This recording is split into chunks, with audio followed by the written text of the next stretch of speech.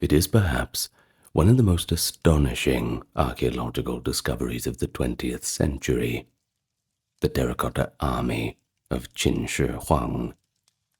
Discovered completely by chance in 1974, this underground legion of clay warriors has stood in silent formation for over 2,000 years, guarding the tomb of China's first emperor. The Terracotta Army, however, is far more than an art exhibit of ancient sculpture. In fact, if you look at the details, it's quite the window into the historical, political, and cultural world of the 3rd century BCE in China. But it leaves us with a question: why exactly would an emperor mobilize immense resources to bury an entire army of life-size soldiers and horses underground?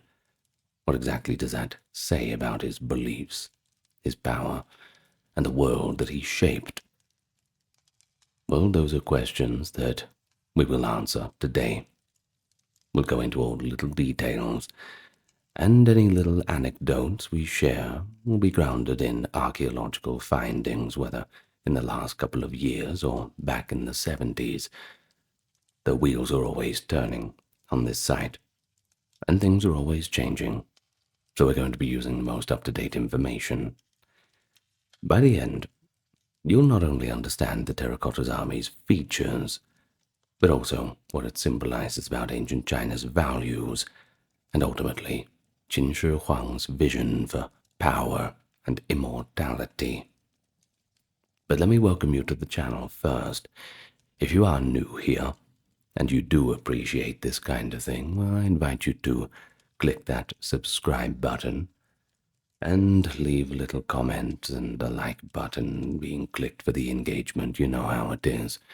And thank you very much for those on the Patreon and those who check out the merch store. That is the reason why you don't have any ads in this video. So thank you very much. Now let's get nice and comfortable, and we can set the scene.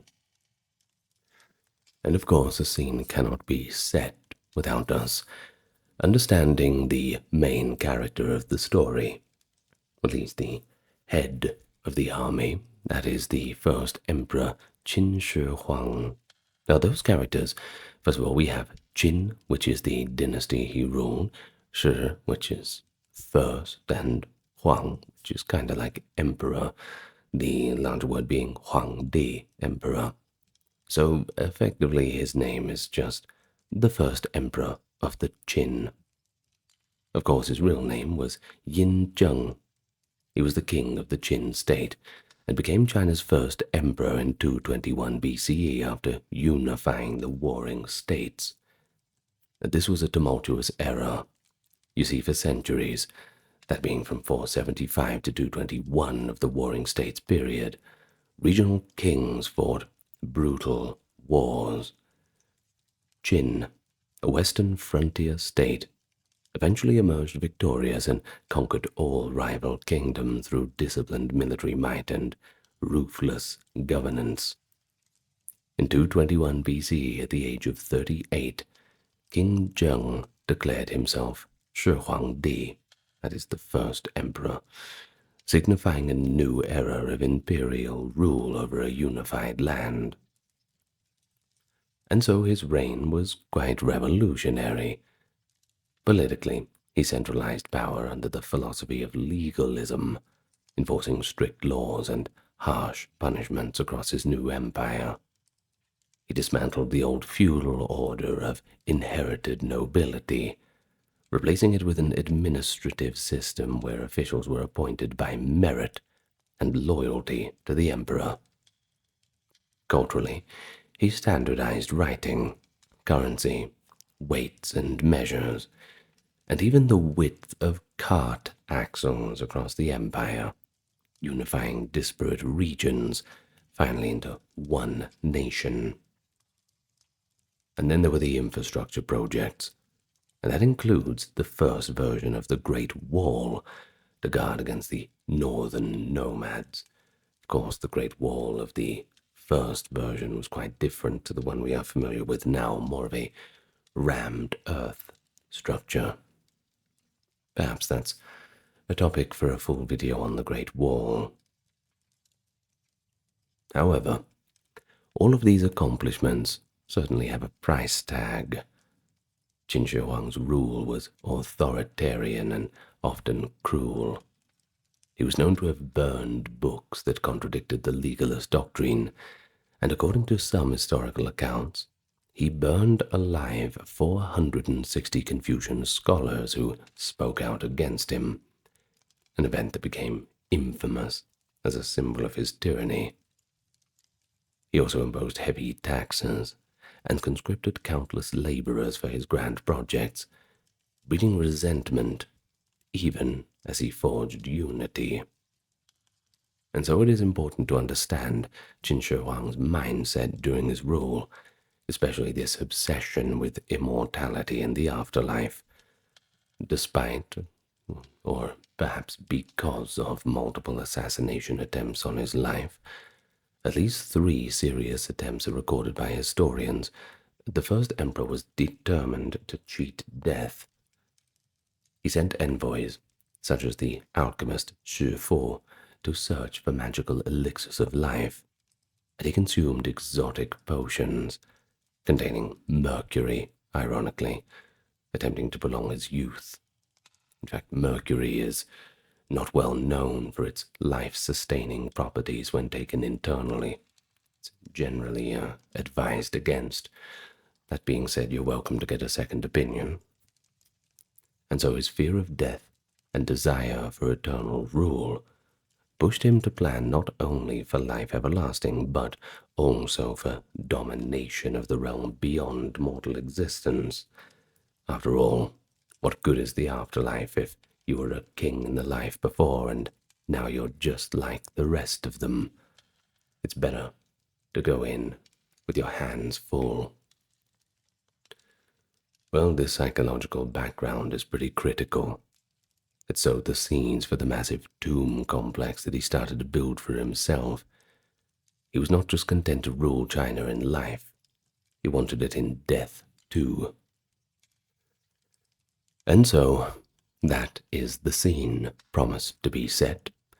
Around 246 BC, the 13-year-old boy king, newly ascended to the throne of Qin, orders work to commence on his burial site at the foot of Mount Li.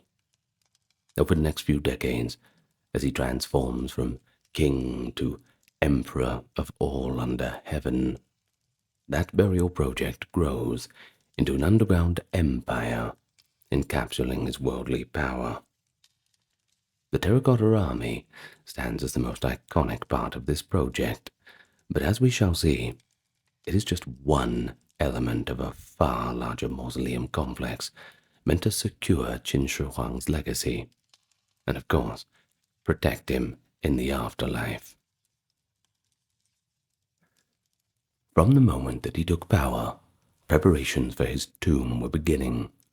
According to the ancient historian Sima Qian, writing in the records of the Grand Historian around 94 BCE, the digging at Mount Li, called Xi'an in Chinese, was initiated when the young king first ascended the throne, and that means by the age of 13 he had effectively started planning for the final resting place. And that's a testament to how early and seriously ancient rulers took their afterlife preparations. However, the mausoleum truly became monumental in scope after 221 BCE, once he had unified China. At that point, the project swelled to imperial scale. Sima Qian tells us that 700,000 men from across the empire were conscripted to labor on the emperor's tomb. This is a pretty astonishing figure, and if we take it at face value, it would represent a workforce larger than the population of any city at the time. Of course, modern historians consider this a little bit exaggerated, likely a way to convey an innumerable multitude, kind of like saying millions and millions. But there is no doubt that the undertaking was enormous, and even if the true workforce was a fraction of the 700,000 quoted, it would have still been the largest labor project of its era. Some scholars have estimated a more practical labor force of perhaps 16,000 workers at the time, of course working for many years. But either way, no matter what the number was, the Qin state poured unparalleled manpower and resources into it. But why Mount Li, near the city of Xi'an and Jiangxi province, as the tomb site? What was so special about that? Well, the ancient sources hinted both symbolic and also practical reasons. Mount Li was strategically located near Qin's capital, Xianyang, and had long been considered an auspicious place for burial. A geographer named Li Daoyuan, writing in the 6th century CE, noted local lore that Mount Li's northern slopes contained rich deposits of gold, and its southern slopes rich deposits of jade, making it a site associated, of course, with wealth and immortality. Qin Shi Huang, covetous of its fine reputation, chose Mount Li to capitalize on these favorable omens. Indeed, modern geology confirms deposits of precious metals in the area, but beyond superstition, there might have been a more political message. By resting at Mount Li, reputedly the residence of a mythical immortality deity, the first emperor signaled his divine right and eternal presence. The mausoleum, according to archaeological surveys, was laid out as a microcosm of the emperor's first realm. Imagine a vast walled necropolis, mirroring the plan of his capital city. There were inner and outer walls, enclosing an area of roughly 56 square kilometers. Truly, a great necropolis, the city of the dead. And at the heart of it, beneath a giant earth mound 76 meters tall, lay the yet unexcavated imperial tomb chamber. This earthen pyramid was designed to look like a natural hill. Ancient accounts say trees and vegetation were planted on it after construction to conceal it. Radiating around this core were pits and caverns containing everything the emperor might require in the afterlife. Not only an army of soldiers, but also administrative officers, stables, gardens, entertainers, treasures, sacrificial victims, all carefully positioned in the complex, everything in its nice, neat little package. The construction timeline of this huge project is still hotly debated. Sima Qian's chronicle, remember that ancient historian from Records of the Grand Historian we mentioned earlier, suggests the work continued unceasingly from 246 until after the emperor's death in 210. That's a span of 36 plus years. In fact, one later source claims it took 38, finally ceasing in 208 BCE, which indicates that work might have continued briefly under his successors. There was evidence that the project was unfinished at the time that the Qin Dynasty fell in 206 BCE. Notably, one of the 4 main pits for the Terracotta Army was found empty, as if the deployment was never completed. Now, that's a strong indication that work had halted abruptly, most likely due to the empire's collapse. In 209 BCE, just a year after the first emperor's death, a massive peasant rebellion erupted. A general named Zhang Han reportedly pulled away the labor force of 700,000 from the tomb to suppress the uprising. Soon after, the Qin government imploded, and civil war broke out. Rebels marched on the capital city, and by 206 BC, the nascent Qin dynasty gave way to the Han dynasty. One legend recorded in the Book of Han and echoed by Sima Qian relates that the rebel leader Shang Yu raided the tomb complex in the chaos. It is said that Shang Yu's troops looted what treasures they could, and that a great fire was accidentally, perhaps, ignited by a shepherd searching the tunnels with a torch. What an idiot. Well, supposedly that set ablaze the palace within the tomb. The fire purportedly burned for days, perhaps destroying wooden structures and treasure inside. However, modern archaeology has found no conclusive evidence that the main tomb itself was sacked or burned on a large scale.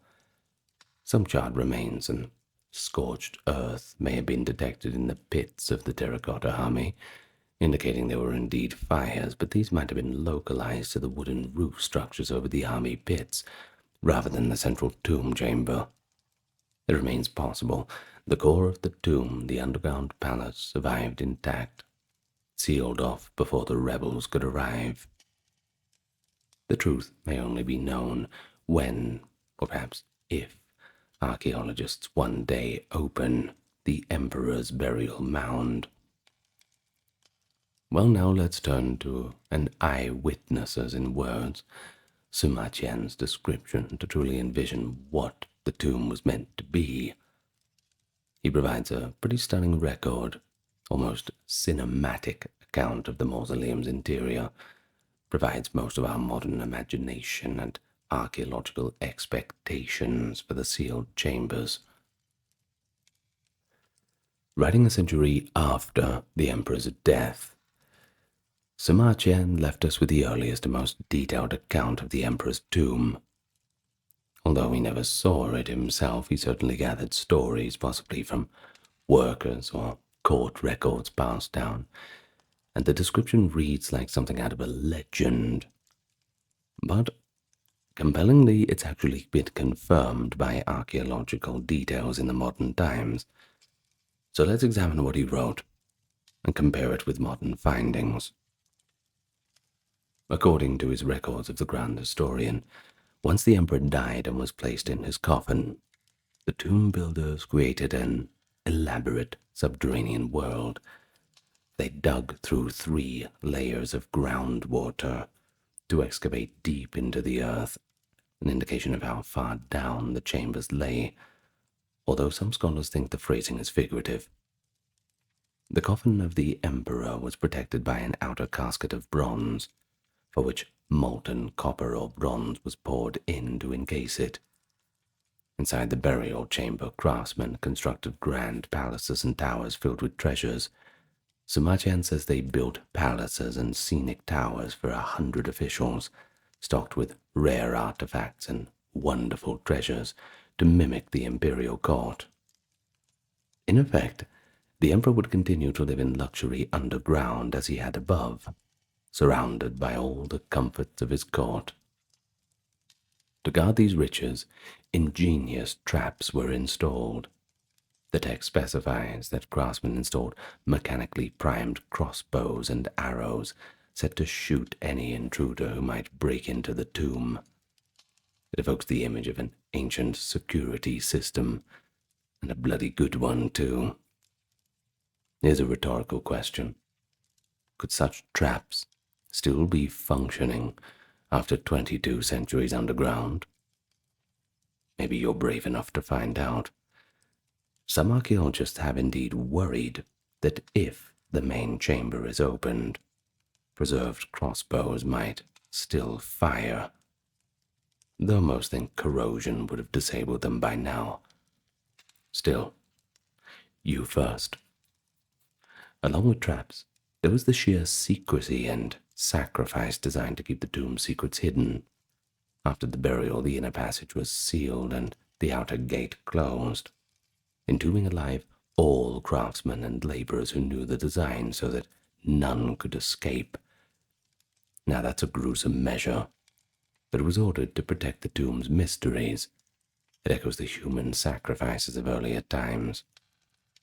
Sima Qian also notes that Qin Shi Huang's concubines, who had no sons, were compelled to accompany him in death, meaning they were killed and buried in the tomb as well, by decree of the new emperor, that being Qin Shi Huang's son. We will revisit the human sacrifice aspect later with what archaeology has been found, but for now, suffice to say the tomb was meant to be completely sealed and inaccessible, with no living witnesses left to tell the tale. The most famous part of Sima Qian's narrative describes an astonishing vision of the cosmos recreated underground. He writes that mercury was used to simulate the 100 rivers of the land, including the great Yangtze and Yellow rivers, and even the ocean set to flow mechanically on the floor of the burial chamber.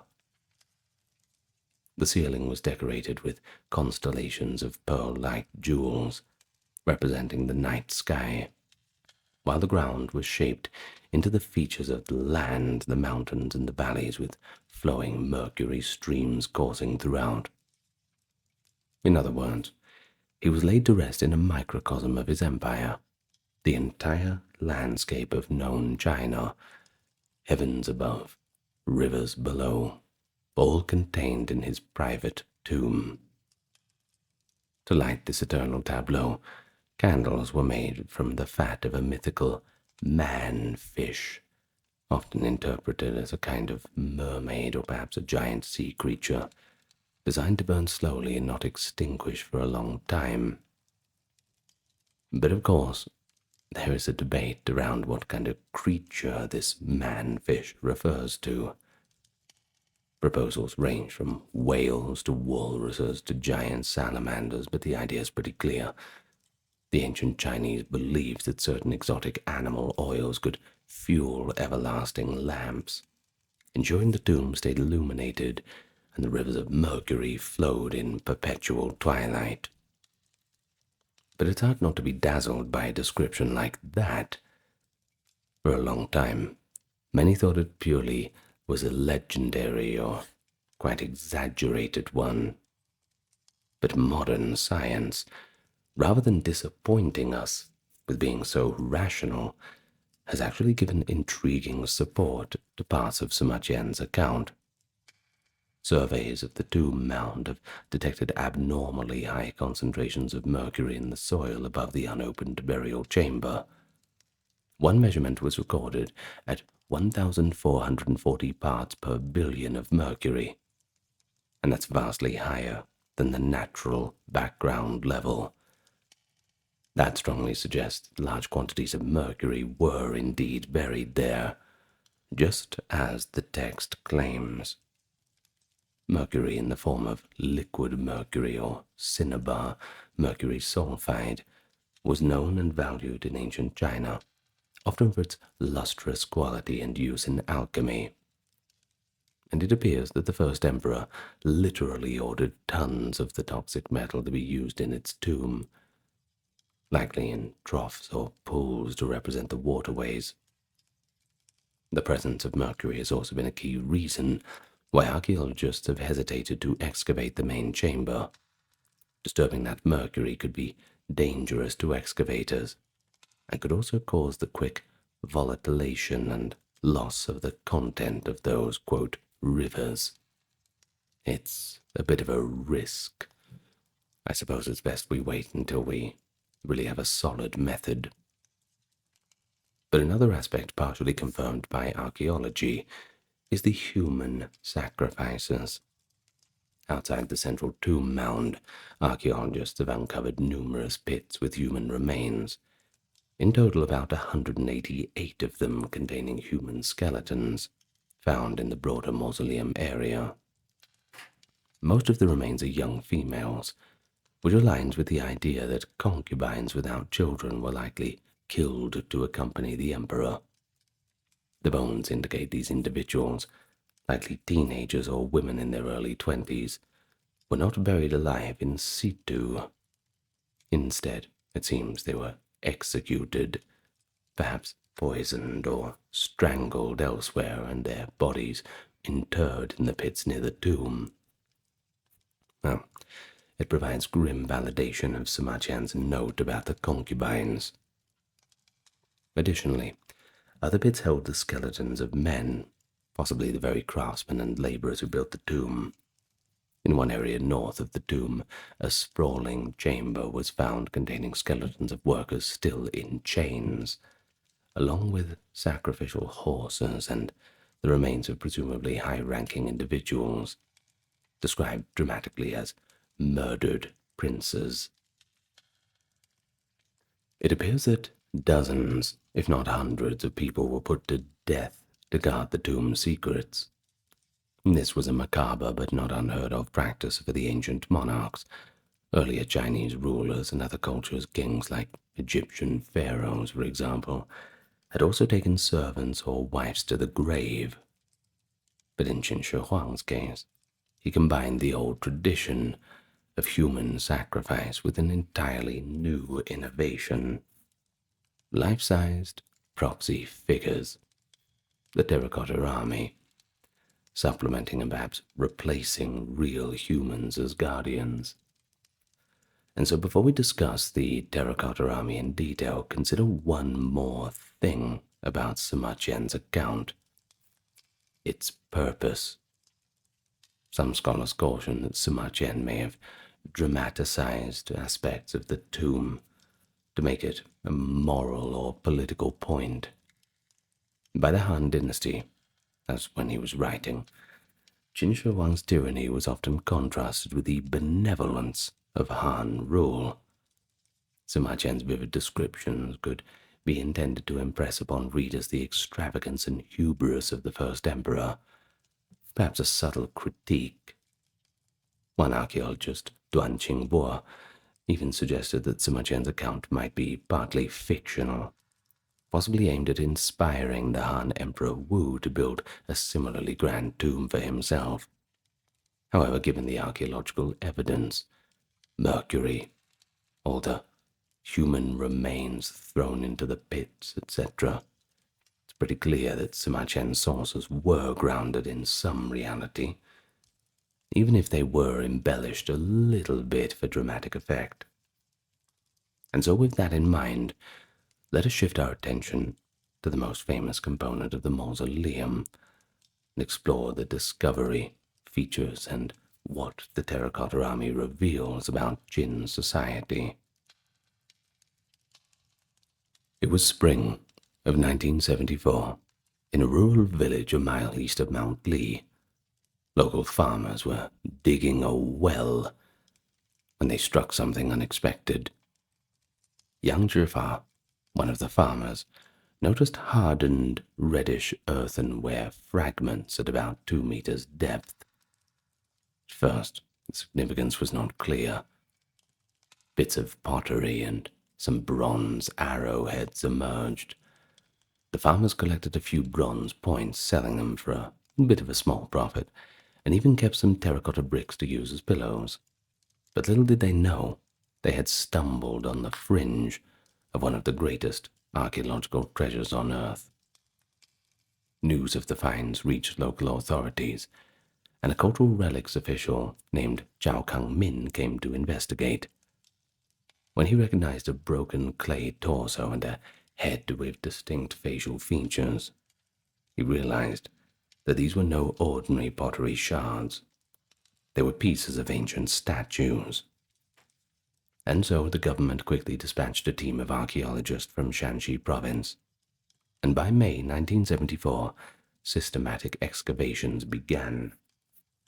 What they uncovered stunned the world: an entire subterranean army of life-size terracotta soldiers arrayed in battle formation. Over the next few years, 3 large pits and 1 smaller empty pit were identified, now labeled from 1 to 4. The scale was unprecedented. Pit number 1, the largest, is roughly the size of multiple football fields, about 230 meters long and 62 meters wide, and it contains the bulk of the army, estimated to be over 6,000 infantry and chariot warriors. Row upon row of clay soldiers stand in corridors separated by earthen partitions, exactly as real soldiers would stand in military formation. The front rows in Pit 1 consist of archers and infantry, while the war chariots, originally wooden, now decayed with only the bronze parts remaining, were positioned behind. Each chariot drawn by a team of 4 terracotta horses. Deeper into the pit are ranked columns of armored foot soldiers, likely the main battle force. Wooden beams and mats once roofed this pit. which was then buried to conceal the army. Evidence of a collapsed, burnt roof was found on top of the figures. Pit 2 is located nearby and contains a more mixed force. It has archers, famously the kneeling crossbowmen ready to fire, cavalry with horses, and more chariots possibly representing a flank or specialized unit supporting the main army. An estimated 1,300 warriors and horses are in Pit 2, along with 80 or so chariots. This pit gives us some of the most iconic individual figures, like the kneeling archer and the cavalryman with his saddled horse. They've been exhibited internationally too. Moving on to Pit 3, it's a bit smaller. It appears to represent a command post or headquarters for the army. It held only about 68 figures, including high-ranking officers and a chariot, and it has an altar-like setup. Many archaeologists believe Pit 3 was the army's leadership bunker, as the figures there are likely generals and officials. And finally, Pit 4 was found empty, whether left unfinished or deliberately left vacant, as a symbolic space is uncertain. But the consensus leads towards the interpretation that construction halted due to the aforementioned rebellions. Now in all, by current estimates, about 7,000 to 8,000 terracotta soldiers, about 100 life-size ceramic horses, and some 130 wooden chariots now disintegrated leaving bronze fittings were made to accompany the emperor. Excavations are ongoing. Even today in 2025, new figures and even additional pits continue to be discovered in the area, and scientists believe thousands more warriors remain buried beyond the sections that we've already unearthed. Now, what makes the Terracotta Army so fascinating is not just their number, but the incredible realism and detail. Each soldier is roughly life-sized or slightly larger, averaging about 180 centimeters, about 5'11" tall, with some officers being taller and more robust in stature. They are rendered in painstaking detail. Every warrior has unique facial features, expressions, and hair or beard styles. No two faces are exactly alike. Some have youthful, smooth cheeks, others sport bushy mustaches. Hair is worn in various knots or caps indicating rank. This uniqueness gave rise to the popular notion that perhaps each statue was modeled after a real individual soldier. While full individuality might be an artistic illusion, archaeologists have identified at least 10 basic face molds that were used as templates, with artisans then hand-carving additional details onto each face to differentiate them. The bodies, torsos, limbs were crafted separately in an assembly line fashion, and then later on assembled. Inscriptions found on some pieces indicate a highly organized workshop system. For example, one inscription reads, 17th year, about 230 BC, made by the government workshops by master craftsman Yu and worker Diao. Now this tells us that specialized government-run workshops, likely located near the site, produced the terracotta figures and kept quality control records by inscribing the year and names of the foremen and artisans. Now, if you didn't catch it, that 17th year date is quite intriguing.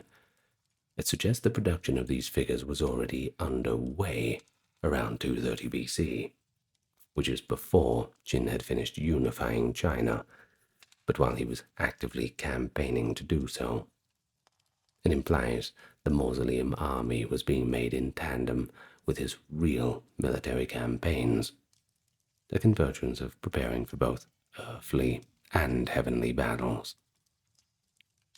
Originally, the Terracotta Warriors were not drab, brownish grey as they appear now. They were actually painted in a vivid variety of colors. Traces of pigments have been found on many figures. Reds, greens, blues, purples, and more. Some warriors wore bright lacquered armor with colored details.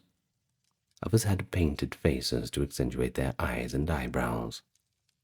One particularly rare pigment discovered on these figures is Chinese purple, a synthetic purple pigment of barium copper silicate, showing that the advanced materials were available at the time. Unfortunately, when the figures were excavated and exposed to air, the remaining paint curled and flaked off rapidly in many cases, whether it was within minutes or hours.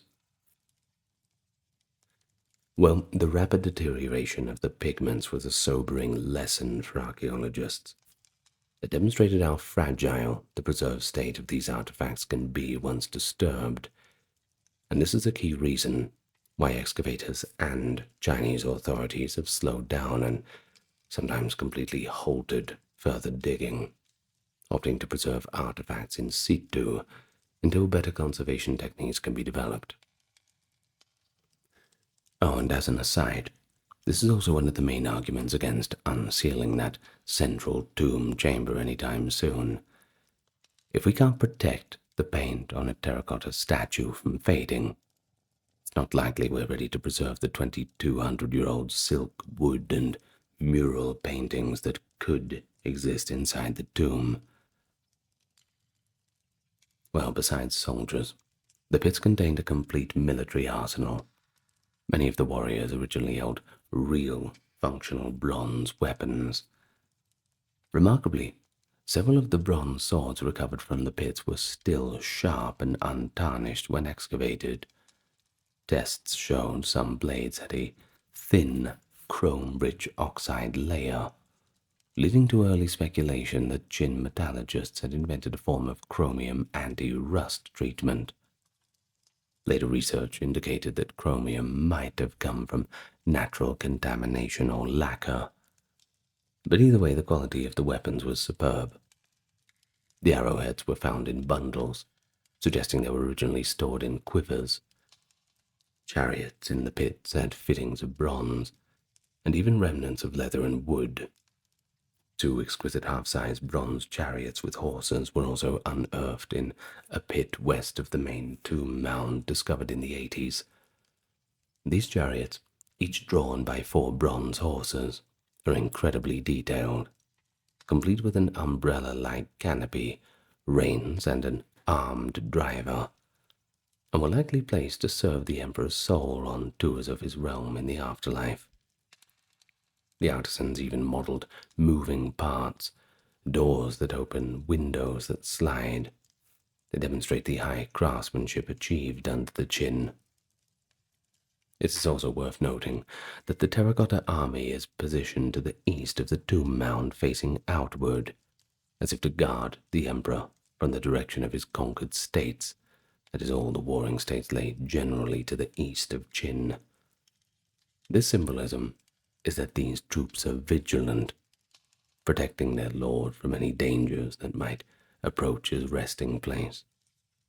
In essence, they are the protective spirit army for the afterlife, just as real armies protected him in life. Interestingly, by using clay figures to represent his soldiers, Qin Shi Huang may have also been making a practical choice. He had sacrificed even a fraction of 8,000 real soldiers to bury with him. The stability of his new empire could have been jeopardized if he had done that. So instead, the Terracotta Army stands in for the living, a grand form of Ming Qi, or spirit objects, which in Chinese funerary tradition are items buried to provide for or symbolize needs in the afterlife. In earlier periods, much smaller figurines were used, or in most tragic cases, actual humans sacrificed. Qin Shi Huang's tomb marks the apex of using life-size surrogates to an almost humane effect. Well, if we can call creating an army of clay humane compared to killing Britainers, I suppose we can. Either way, it ensured he had an army without decimating his own. Beyond the warriors and military gear, excavations across Mount Li complex have revealed Qin Shi Huang truly tried to replicate his world in miniature. Inside the inner walls of the mausoleum, not far from the Emperor's mound, archaeologists found pits with terracotta courtiers and officials, civil servants, who would administer the Emperor's affairs in the next world. There are also pits with figures of acrobats, strongmen, musicians, entertainers, presumably performing for the Emperor eternally. One such pit contained life-size terracotta acrobats and weightlifters. Another pit held small bronze sculptures of water birds, set in a sort of garden scene, complete with a water channel accompanied by pottery musicians. This seems to represent the imperial pleasure park, where the Emperor could stroll and enjoy nature. Nearby were real stables. The skeletons of actual horses have been found buried in stalls with terracotta grooms kneeling beside them, indicating the Emperor would have both live horses sacrificed for him and clay servants to tend them.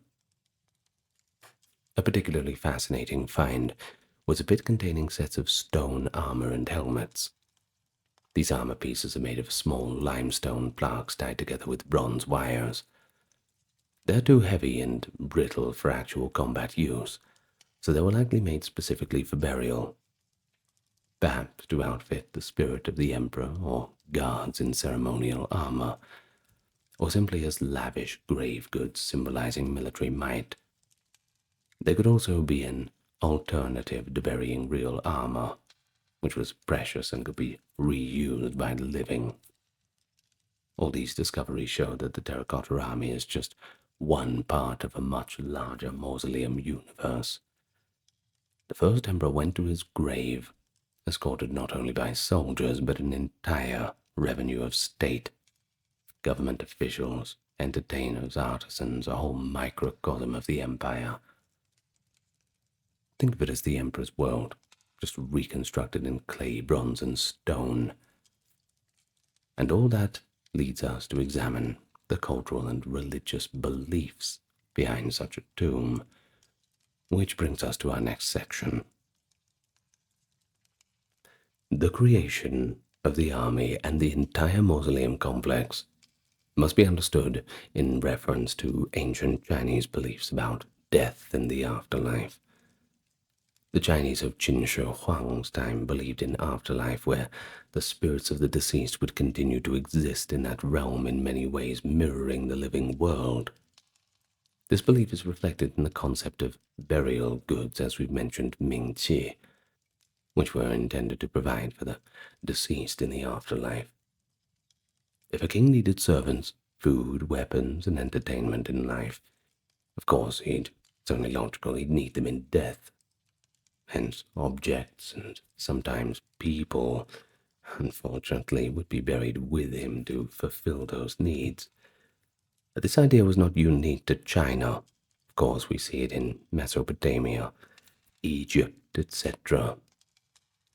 But the scale and execution by Qin Shi Huang were, well, simply unprecedented. But who knows? Egypt, Mesopotamia, even parts of Greece. Who knows what we're going to find? Perhaps there's another unprecedented discovery just around the corner. Well, conjecture aside, in early Chinese history, human sacrifice at royal burials was practiced. For example, during the Qin Dynasty, that is 1600 to 1046, there is evidence of slaves or war captives being killed to accompany elites in death. By the Zhou Dynasty, 1046 to 256, this practice was becoming less common, often replaced by figurines. The state of Qin itself, before unification, had tombs of its rulers with large bits of clay figurines or wooden statuettes, indicating a shift towards symbolic substitutes rather than killing real people. Qin Shi Huang's mausoleum can be seen as a grand culmination of this trend. Instead of sacrificing 8,000 real soldiers, he had 8,000 ceramic ones made up. Instead of burying all his courtiers alive, he provided ceramic bureaucrats. Probably as useful as the real bureaucrats, to be honest. Yet, as we noted, he did still sacrifice some individuals. The poor concubines, artisans, animals. It wasn't an entirely bloodless affair. It's as if the most critical, irreplaceable elements, his senior wives and the makers of the tomb who knew its secrets, were sacrificed, but the rank-and-file soldiers were spared in favor of clay replicas. A pragmatic and somewhat progressive compromise for the time. I suppose you could say it's progressive. But why did he feel so compelled to create such an elaborate burial anyway? Why do it in the first place? Seems like a lot of trouble to go to, don't you think? Well, it's at that point that we confront the Emperor's personal obsession with immortality. Qin Shi Huang famously sought elixirs of life. It's recorded in Sima Qian's history. He dispatched those magicians like Xu Fu to find the Isles of Immortals in the Eastern Sea, hoping to obtain a potion that would make him live forever. Spoiler alert, he never found it. But paradoxically, while striving to avoid death, he simultaneously prepared for his own death on a colossal scale. Perhaps he was just hedging his bets. If the elixirs failed, and he did die, then at least he would have fortified a domain in the afterlife where he could continue to reign. The psychology here is pretty fascinating, I think. But one might ask rhetorically, did the first emperor truly believe his clay army would come to life in the spirit realm and serve him? Given the sincerity of the ancient beliefs, I think it's pretty likely that he did. The army was positioned and equipped as if ready for real battle, a spiritual battle or defense. In the worldview of Qin and his advisors, the spirit world was not so different from the earthly one. It had a bureaucracy, armies, possibly threats, and it certainly had a hierarchy.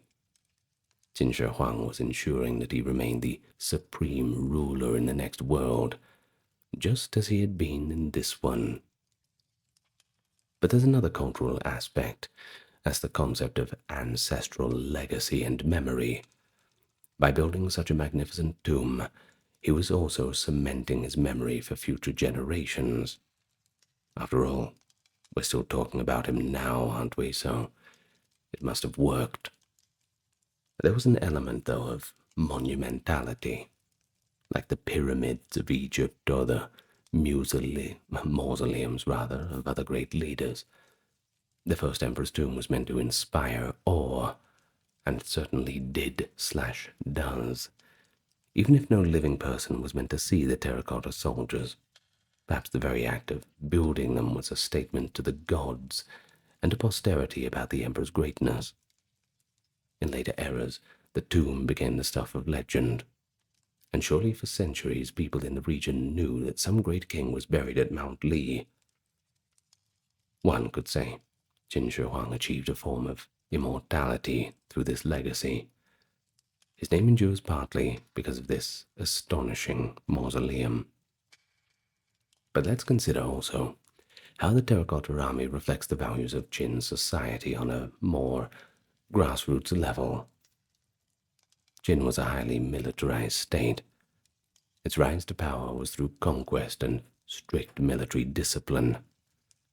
The fact that the largest component of the burial is an army speaks how crucial the military was to Qin Shi Huang's identity and empire. It was through armies that he unified China, and so an army would safeguard his unified empire in the next life. At least that was the logical outcome. This meticulous detail in rank and unit formation among the terracotta troops shows the emphasis on organization and hierarchy, characteristics of the Qin military system. Bronze weapons found with them underscore that the Qin army was well armed and technologically advanced, their swords and spearheads being far superior to many contemporaries. And even in death, the emperor arms his soldiers with real weapons, as if expecting real combat in spirit. That's how seriously he took the notion of potential threats. Religiously, Qin Shi Huang's actions can also be tied to the concept of heaven's mandate and cosmic order. By mirroring his empire within his tomb, and by simulating the cosmos, stars above, rivers below, he was effectively creating a cosmic palace, where he, as the first emperor, was the center of order. It's almost an act of cosmic unity, bringing heaven and earth together in his burial. Traditional Chinese belief held that a harmonious burial and remembrance of an emperor could influence the prosperity of the realm and bring favor of heaven. Ironically, though, Qin Shi Huang's own dynasty did not last much longer after him, as we shall discuss. Well beyond the religious and cultural motivations, the Terracotta Army can be viewed through a political lens as a statement of absolute power. Qin Shi Huang was not a humble ruler. He claimed to be the beginning of a new age, hence the name First Emperor, rather than just sticking with the old title of king. Constructing a tomb of such an unprecedented scale was a way of projecting his might and, of course, divine right to rule. And it's pretty telling that Qin, the name of his state, is the root of the modern name China. This is no coincidence. It reflects how Qin Shi Huang and his dynasty set the template for what a unified Chinese empire would be. By marshalling hundreds and thousands of workers to build his mausoleum, he demonstrated that his authority extended not only the living populations of China, but even over the afterlife. The political aspect of the Terracotta Army is also appearing in how it may have been intended for its propaganda or deterrence. Consider this. The tomb was meant to be hidden, yes, but its construction was certainly known to the people of Qin. As the project spanned decades, news would spread, despite attempts at secrecy, that the emperor was building something massive at Mount Li. The very idea that he would have an immortal army guarding him could deter would-be grave robbers or rebels with notions of defiling the tomb. After all, people are pretty superstitious. There's a message, too, written on the tomb. Here lies the emperor, who even in death commands an army of thousands. This is a psychological continuity. Just as Qin Shi Huang's armies had terrified and subdued the warring states, his clay army symbolically guarded his reign post-mortem. Even death would not make him vulnerable. But there is an irony and a lesson in the story. Qin Shi Huang poured resources and people into his tomb, sometimes literally poured them into the tomb, and other huge projects like the Great Wall and giant canal system. These contributed to widespread suffering, heavy taxation, forced labor, strict law enforcement. After his death, resentment boiled over and the empire fell into rebellion. The Qin dynasty collapsed in just a few years, one of the shortest dynasties in Chinese history. But fair play, it certainly had quite an impact. Some later historians, including Sima Qian, imply that the tyranny and overambition of the first emperor sowed the seeds of revolt. The Terracotta Army, then, stands as a bit of a paradox, is both a monument to unparalleled power and a symbol of the excess that can topple a regime. And so you might ask yourself, was the Grand Mausoleum really worth the price? did the emperor's determination to control his legacy actually undermine it by fueling hatred among the people? These are questions that provoke quite a bit of reflection on the balance between a ruler's reach and grasp. But from another angle, the Terracotta Army has immense political significance for modern China as well. Since its discovery, it's been well and truly leveraged as a national treasure, a source of pride, linking contemporary China with its ancient roots. The site was named a UNESCO World Heritage Site in 1987. The Warriors have traveled the world in museum exhibitions, acting as kind of de facto ambassadors of China's rich cultural heritage. That first emperor, once vilified as a cruel tyrant in some historical narratives, is often celebrated today for his role in creating a unified Chinese state, and also giving China its name. The Terracotta Army has contributed to a rehabilitation of Qin Shi Huang's image. Through these artifacts, people see the grandeur and vision of the man, not just the bloodshed. Well, let's keep things a little bit exciting. We'll highlight a few lesser-known facts about the Terracotta Army that you might find a little bit intriguing. First of all, an army with rank and diversity. We've already mentioned that they're not uniform clones. They represent a structured military. Careful studies show clear distinctions in rank and unit type. Generals have double-layered armor with headgear and ribbons, and are positioned strategically. For example, a high-ranking officer figure was found in Pit 3, likely commanding the forces. As for the lower-ranking foot soldiers, they wear simpler tunics and armored vests. There are also cavalrymen, each with one hand, extended as if holding reins, and the other originally holding a weapon, standing beside their horses. And further to this, there are even mid-stride officers and kneeling crossbowmen, as well as unarmored infantry. A complete order of battle in clay form. And here's a fun little detail. That kneeling archer figure, one of which was found almost perfectly preserved with paint, has become something of a good luck symbol in Xi'an when first discovered. That is the city closest to the site. It was intact and richly colored, which local press touted as a sign of good fortune. Today, replicas of kneeling archers are popular souvenirs. If you do go to Xi'an, you really do have to get one. Well, also with that, we have the assembly line style of production, mass-produced in workshops with modular methods. Heads, arms, legs, torsos, made in molds and then customized. In fact, archaeologists found parts from different figures could sometimes fit on each other, indicating standard sizes. Also, many statues have inscriptions or stamps in hidden areas, like inside arms or on armor pieces, naming the workshop or foreman responsible. Of course, this allows for quality control.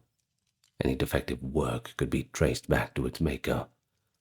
The scale of this project implies an early form of an assembly line, with specialization.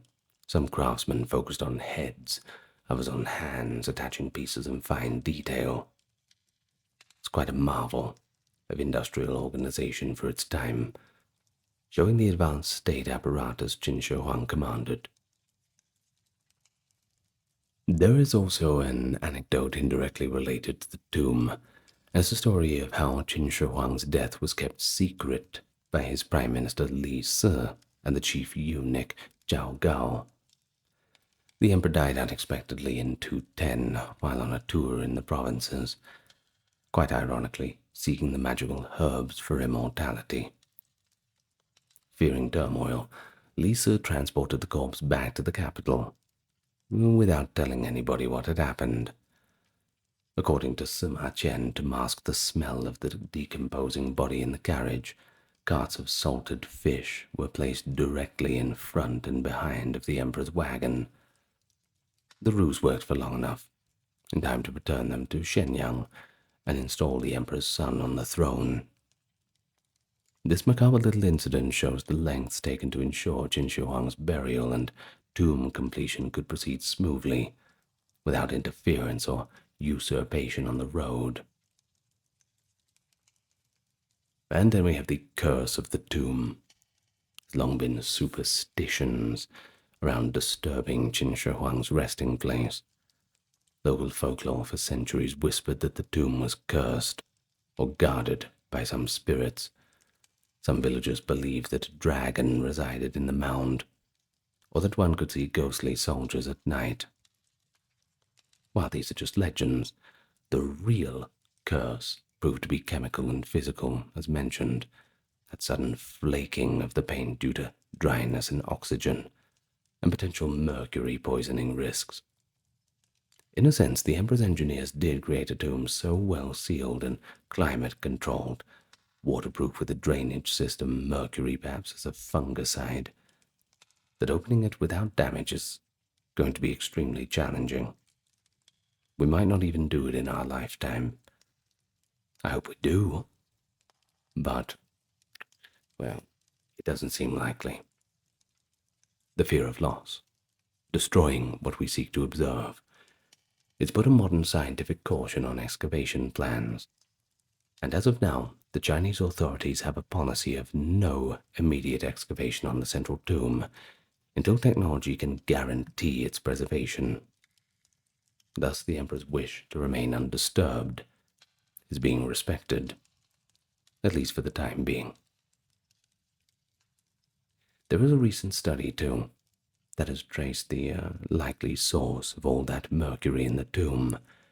Ancient texts didn't specify where it came from, but modern researchers found evidence pointing to cinnabar mines in Xunyang, Shanxi, which were active in the Qin period.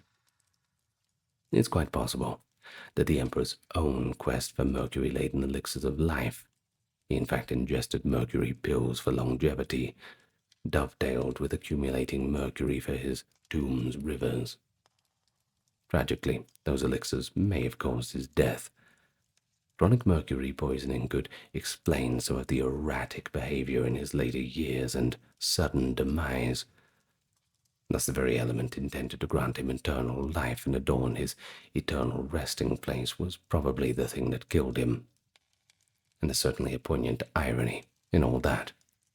The pursuit of immortality, leading to an earlier death.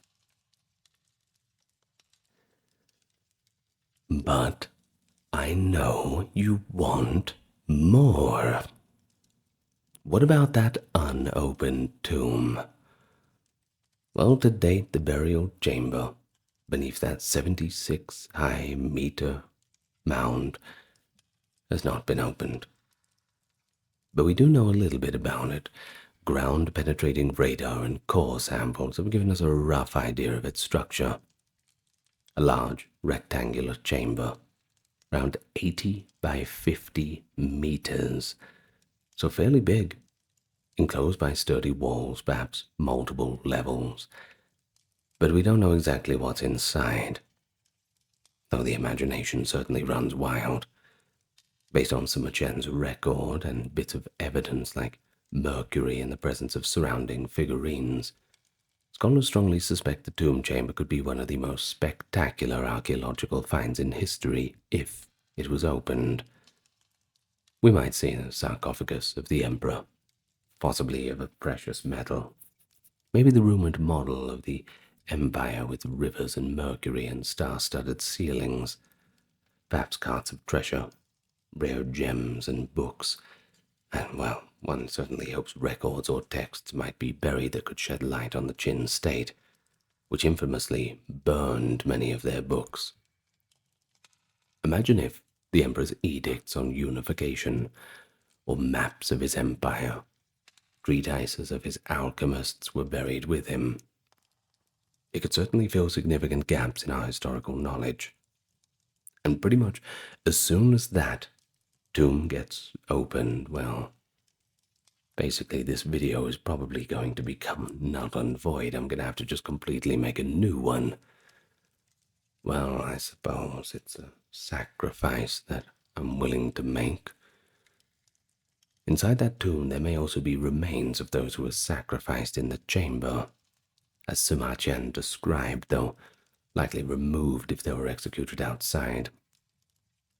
The possibility of well-preserved textiles, artworks, or even the Emperor's own well-preserved body, if extraordinary measures were taken, is pretty slim, but cannot be entirely ruled out.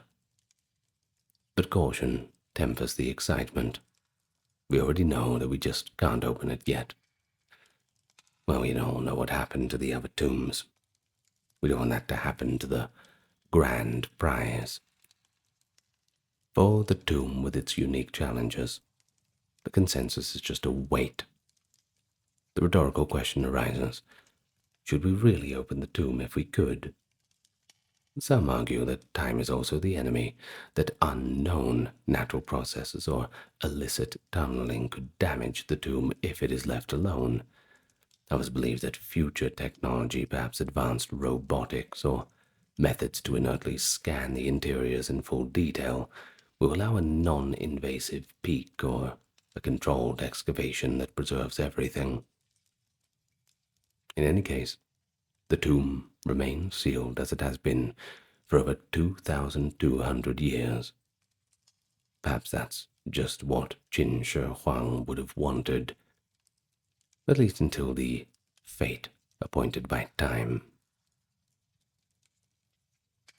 Well, I think that is it for today. We've certainly learned a lot about the Terracotta Army and the Mausoleum complex. Now, when I went there myself, I remember I showed up a very typically brownish haze of a day in Xi'an, as it always is in the winter there. About 45-minute bus ride out of the city. I remember walking down that long path to get down there. I insisted on walking. They have the little buses going back and forth from the entrance of the complex, but I insisted on walking, taking in the entire atmosphere. Almost snowing, but not quite. I remember when I did reach that pit 1, that main part of the complex, just walking into it, breathtaking is the only word that I can describe for it.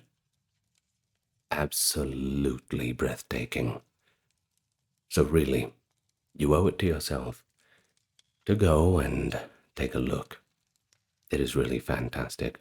It's not the only thing in and around Xi'an as well.